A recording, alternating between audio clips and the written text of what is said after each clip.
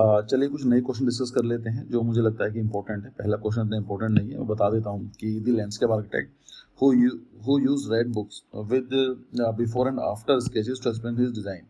एक आर्किटेक्ट थे जो ये काम करते थे कि कोई उनके क्लाइंट आएगा, क्लाइंट आने के बाद एक रेड बुक हुआ करती थी, उसमें काफ़ी स्केच करके ड्राफ्ट करके बड़े प्यारे डिजाइन बनाकर देते थे। तो अगर आप नाम में रखना चाहें तो हम्पी रैम्पटन का नाम है, लेकिन इतना इंपॉर्टेंट नहीं है, आप इसको छोड़ सकते हैं इस क्वेश्चन को। ये क्वेश्चन इंपॉर्टेंट है क्योंकि आप जानते हैं एब्रीविएशन पूछी जाती है, फुल फॉर्म पूछी जाती है। तो हुडको की housing and urban development construction organisation है, housing and urban development corporation है, कंपनी है ये house habitat and utility development corporation है। सो सही आंसर इसका है कि housing and urban development corporation.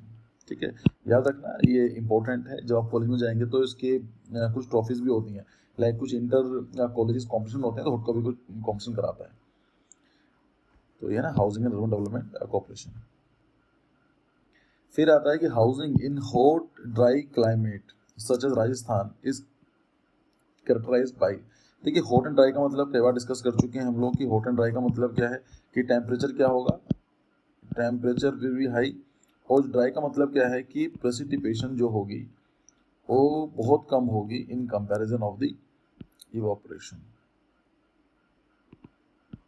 ठीक है, हॉट एंड ड्राई। अच्छा एक चीज और भी बन सकती है हॉट एंड क्लाइमेट, एक हो सकता है कोल्ड एंड ड्राई भी हो सकता है।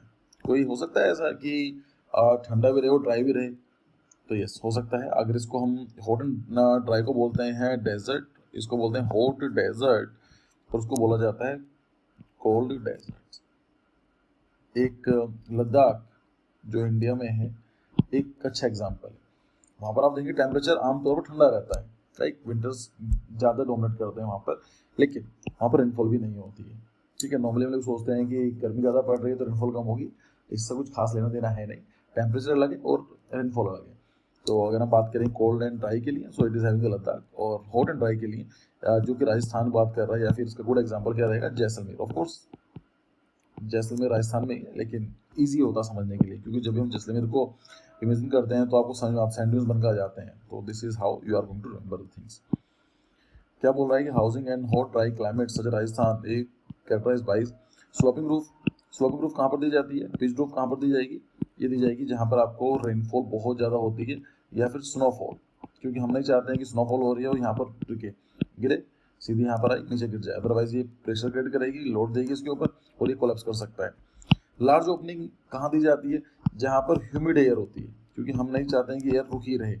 जैसे कोस्टल रीजन्स होते हैं, चेन्नई है, कोलकाता है, गोवा है, मुंबई है, वहाँ पर हम लोग प्रेफर करते हैं कि जो ओपनिंग लार्ज हो, जिससे कि वेंटिलेशन आराम से आना जाना हो सके। ठीक है, फिर आता है कि थिन वॉल नहीं दी जाएंगी, थिक वॉल दी जाती है। क्यों दी जाती है, क्योंकि जो बाहर का टेम्परेचर होता है बहुत ज़्यादा गर्म है, वहाँ का जो बाहर का temperature it can be 48 degree 55 degree centigrade. तो अंदर आप चाहते हैं कि मेंटेन करना चाहते हैं, इंसुलेशन करना चाहते हैं, तो you are going to provide a thick wall. तो थिक वॉल रहेगी तो उसके लिए आपको बहुत ईजी हो जाएगा टेम्परेचर को मेंटेन करना। So the best appropriate thing will be the thick wall, जैसे यहाँ पर थिक वॉल मेंशन की गई है। फिर आता है expansion of the term CBD. देखिए कुछ एब्रीविएशन पूछी जा रही हैं और काफ़ी जो लास्ट एग्जाम हुआ था उसमें 2 क्वेश्चन पूछे गए थे, तो आप सोच सकते हैं कि 1 नंबर 2 नंबर का है, 4 का भी हो सकता है। तो आपके 4 से लेकर 6 नंबर, 4 से लेकर 8 नंबर, कभी कभी 2 क्वेश्चन पूछे 4-4 नंबर के चांसेस कम है, बट अगेन 4 नंबर कहीं भी नहीं गए हैं, तो कभी कभी ऐसा होता है, it's a matter of chance. देख लेते हैं सीबीडी जो एब्रीविएशंस हैं उसकी बहुत ज़्यादा हो सकती हैं, कोई लिमिटेशन नहीं है करने की, हम डेली टाइम में भी बहुत जगह यूज़ करते हैं, लेकिन जो हम डिस्कस करने वाले हैं आर्किटेक्चर रिलेटेड ज़्यादा डिस्कस करने वाले हैं। तो सीबीडी का मतलब होता है सेंट्रल बिजनेस डिस्ट्रिक्ट, सीबीडी। देखिए ये जो कॉन्सेप्ट है ये प्लानिंग में बहुत ज़्यादा काम आता है, बहुत ज़्यादा पढ़ते हैं सीबीडी को। सीबीडी का मतलब क्या होता है, ये देखा गया था, एक्चुअली स्टडी की गई थी वेस्टर्न वर्ल्ड की, लाइक यूरोप मान लीजिए और अमेरिका, ये जो डेवलप्ड कंट्रीज़ हैं, तो सो कॉल्ड डेवलप्ड कंट्रीज, उनकी स्टडी की गई। और यहाँ पर ये नोटिस की गई कि जो उनका सिटी है, लाइक ये सिटी है इस तरह से बना हुआ है, कुछ इस तरह से समझ लीजिए, यहाँ पर बिल्डिंग्स हैं, लाइक ऐसा सिटी है। जो सेंटर वाला पार्ट है इसको बोला गया कि सेंट्रल बिजनेस डिस्ट्रिक्ट, कि यहाँ पर जितने भी कंपनीज हैं, जो भी सर्विसेज हैं, जो भी बिजनेस अफेयर्स होते हैं वो आपके सेंटर वाले पार्ट में होते हैं, और उसको बोला गया सीबीडी। और देखा गया है कि ये डे टाइम में काफ़ी एक्टिव रहता है, लाइक क्योंकि आप सोच कर देखो दिन में तो लोग ऑफिस में आएंगे, काम करेंगे और कंप्यूटर लैपटॉप सारे काम करेंगे, लेकिन क्या होता है कि इवनिंग होते होते नाइट में पूरा डेड हो जाता है। So life in day and dead in a night, तो ये चीज़ होती है। और लोग क्या करते हैं, लोग फिर बाहर तरफ निकलना स्टार्ट कर देते हैं। फिर जो ये वाला एरिया बोला गया, यहाँ पर कौन लोग रहते हैं, यहाँ पर रहते हैं जो स्लम होते हैं, क्योंकि उनके लिए ट्रैवलिंग करना मुश्किल पड़ता है, वो फैक्ट्रीज में काम करते हैं। और जो फिर जो यहाँ पर आपको मिडिल क्लास फैमिली रहती है, फिर हाई क्लास फैमिली, और देखा गया है क्योंकि जो पैसे ज़्यादा होते हैं, they can actually afford the commute, को यहाँ से जा सकते हैं बाहर के लिए, तो क्या पसंद करते हैं, वो पसंद करते हैं सिटी से थोड़ा बाहर रहना, क्योंकि उनको एक बड़ा एरिया मिल जाता है। तो ये जो स्टडी की गई थी वेस्टर्न वर्ल्ड की गई थी, इंडिया के अंदर अलग है।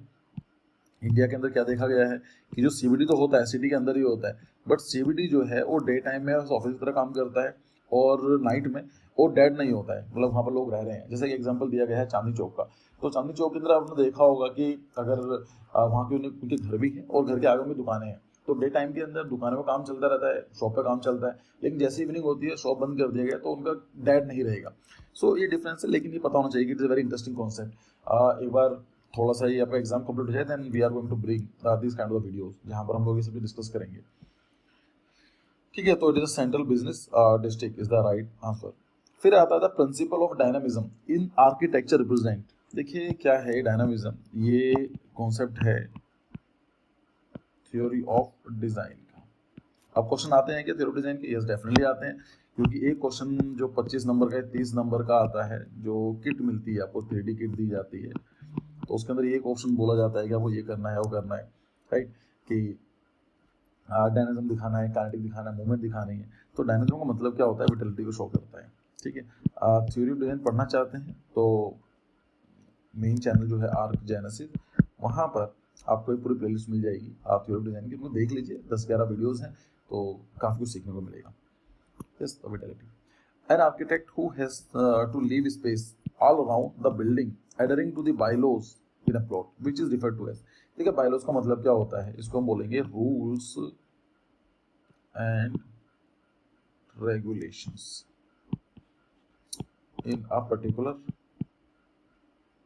land। मतलब क्या है, एक सिटी जा रही है एज अ मेन रोड, ये मान लीजिए रेजिडेंशियल एरिया है, ये कॉमर्शियल एरिया है, तो रेजिडेंशियल एरिया की कुछ बायलॉज होंगे, कुछ रूल्स होंगे, रेगुलेशन होंगे। अब ऐसा नहीं है कि कोई बेवकूफ आएगा और बना देगा बीच में अजीब सी बिल्डिंग बना दी, लाइक 10 स्टोरी बिल्डिंग बना दी छोटी सी। तो ये बोला गया है कि आप बिल्डिंग बनाना चाहते हैं तो लिमिटेशंस होती हैं कि कितनी कवर कर सकते हैं, कितना ओपनिंग दे सकते हैं। अब मान लीजिए कि किसने बिल्डिंग बना दी, कोई भी ओपनिंग नहीं रखी, एक डोर है और पूरा अंधेरा कर दिया, उसने बोला कि मैं यहाँ पर छोटा रूम बनाने वाला हूँ, तो गवर्नमेंट मना करेगी और उनको क्या होगा, बायलॉज के हिसाब से गलत है। तो बायलॉज में क्या होता है कि रूम का साइज दिया जाता है, हाइट दी जाती है, डोर्स ओपनिंग और सेटबैक दिया जाता है, बिल्डिंग की मैक्सिमम कवरेज कितनी हो सकती है, हाइट कितनी जा सकती है, कितना कवर कर सकते हैं, क्या लिफ्ट देनी होगी, क्या स्टेयरकेस होंगी, साइज क्या होगा, तो सब कुछ मेंशन होता है, इसको बोलते हैं बायलॉज। ठीक है, अभी क्वेश्चन ये कह रहा है कि जो आर्किटेक्ट है उसको ध्यान रखना पड़ेगा बायलॉज के हिसाब से कि जो बिल्डिंग है, अच्छा रेजिडेंशियल कॉमर्शियल सबके अलग अलग होती है। ठीक है, तो ऑफ कोर्स आप समझ सकते हैं कि जो रेगुलेशंस रेजिडेंशियल एरिया के होंगे वो कॉमर्शियल एरिया के नहीं होंगे, लाइक नॉइज का भी लेवल होता है, सब कुछ लेवल्स होते हैं। तो क्वेश्चन ये कह रहा है कि leave space all round the building, मतलब क्या है, एक्चुअली बिल्डिंग जो है, ऐसा क्वेश्चन चाहिए ऑल राउंड ही प्लॉट। जैसा मान लीजिए यहाँ पर ये आपका प्लॉट है, दिस इज अ लैंड जहाँ पर आप बिल्डिंग बनाना चाहते हैं, तो ये क्वेश्चन ये कहना चाह रहा है कि बिल्डिंग के चारों तरफ से कितनी जगह में छोड़नी पड़ेगी। तो होता क्या है, इसको जो टर्म दी जाती है उसको बोला जाता है बायलॉज। ठीक है, this is called as setback, sorry bylaws तो ओवरऑल जेनिक टर्म हो गई, बायलॉज ही है, सेटबैक छोटा सा पार्ट है इसका, क्योंकि बायलॉज के अंदर सेटबैक आता है। तो this is bylaws and this is setback. So उसका मतलब क्या है कि जो ये वाला लैंड है इसको हमें खाली छोड़ना पड़ेगा, we have to leave that space, यहाँ पर हम कुछ बना नहीं सकते हैं, we can not construct anything. ये क्यों दिया जाता है सेटबैक, ये दिया जाता है एक तो सिक्योरिटी के लिए, क्योंकि मान लीजिए अगर बिल्डिंग यहाँ पर भी है और यहाँ पर बिल्डिंग बनाई हुई है, यहाँ की जो नॉइस होगी, जो बाहर की प्राइवेसी है वो भी प्रोटेक्ट करेगा। और अगर मान लीजिए यहाँ फायर आउटब्रेक हो जाता है तो यहाँ पर बीच में गैप है तो ये बचाई जा सकती है। दूसरा क्या है कि पार्किंग के लिए जगह यूज़ की जा सकती है। यहाँ पर क्या यूज़ की जाती है, लाइक यहाँ पर स्ट्रक्चर नहीं बनेगा लेकिन temporary structure parking and all this thing बनाई जा सकती है। और क्या होता है, ये विजिबिलिटी बढ़ाती है, मतलब जो रोड का डिस्टेंस है बड़ा हो जाता है। आप बोलेंगे सर ऐसा कैसे हो जाएगा, मेरा तो लगता है स्टाइलिश ही काम करना बंद कर दिया इसने, बैटरी ख़त्म हो गई है। तो खैर चलो मैं इसको कैसे करूँ आपके लिए, ठीक है, it will take just 15-20 second, तो ऐसे ही डिस्कस कर लेते हैं चार्ज होने में। तो सेटबैक का फायदा क्या होता है, लेट सपोज कि एक कॉर्नर है और कॉर्नर पर आपने बीच में से गैप दिया हुआ है, 2-2 मीटर का गैप दिया हुआ है, तो उससे क्या होगा कि जो रोड होगी थोड़ी विड्थ व्यू बड़ा हो जाएगा, तो कोने से कौन आ रहा है तो पहले पता चल जाएगा। तो इसलिए ये जो है सेफ्टी को प्रमोट करता है। और दूसरा क्या है, कोई जरूरी नहीं है कि सेटबैक आपको सेम दिया गया है, लाइक हो सकता है दे कैन से कि 4 meter from all the direction, तो ऑल द साइड, तो आपको जितने भी साइड हैं उनका छोड़ना पड़ेगा 4 मीटर या 3 मीटर जो दिया गया है। ज़्यादातर ये देखा गया है कि जो फ्रंट से एरिया होता है, जो फ्रंट से जो लाइन होती है वो ज़्यादा होती है और बाकी 3 साइड से कम दी जाती है। ठीक है, तो दिस इज़ अ पॉइंट।